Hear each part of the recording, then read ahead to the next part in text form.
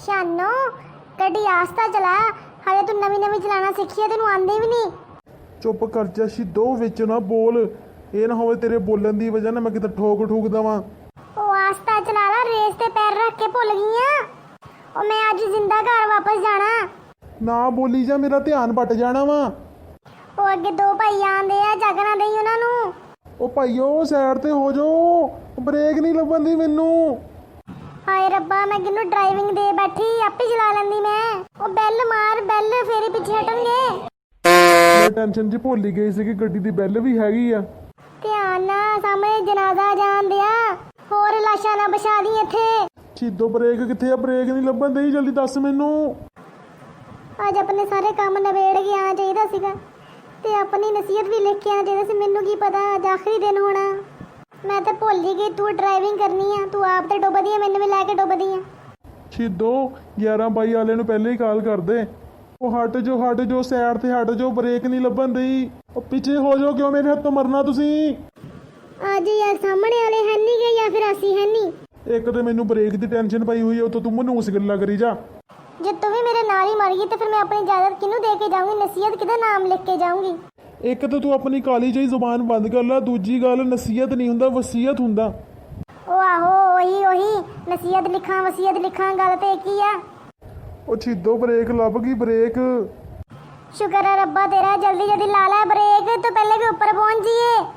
और ला भी ले ब्रेक, की सोची जानी आ? सिद्धो बहुत बड़ा मसला हो गया। हुन की करा बैठी शानो? ब्रेक नहीं लगन दी, ब्रेक फेल हो गई।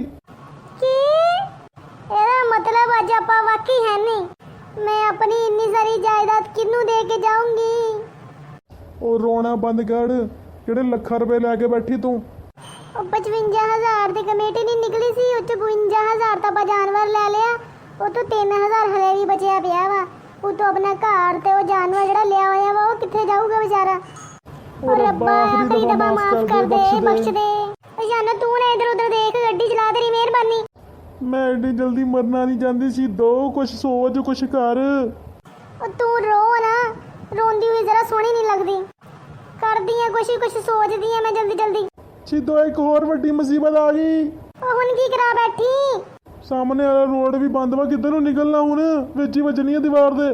तू इदा कर, अपने ना बेल्ट सीट बेल्ट कस ला चंगी तरह, ते ओ दरख्त विच मार दे। सारी गड्डी टुट चुकी सिद्धो। ओ शानो टोटे जान दे गड्डी, अपनी हड्डियां ते नहीं ना टुटणगियां, कम से कम आपा ते बच जावांगे ना जिंदा। चल ठीक है फिर, जरा कस के बेल्ट बंद, मेरा भी ते अपना भी। जरा हुण ध्यान रखी। अल्लाहु अकबर। हाय हाय ओए, सिद्धो बच गए कि ऊपर पहुंच गए? जिंदा ही है शानो, बच बचा हो गया। आज तू कोई कसर नहीं छड़ी सी ऊपर जान दी। सिद्धो मेरी ते तौबा, मैं नहीं अगे तो गड्डी चलानी, तू ही चलाई। शुक्र है शानो, तेन भी गल जल्दी समझ आ गई। 4 हड्डियां तड़ा के ना तेन फेर ही अकल आई आ।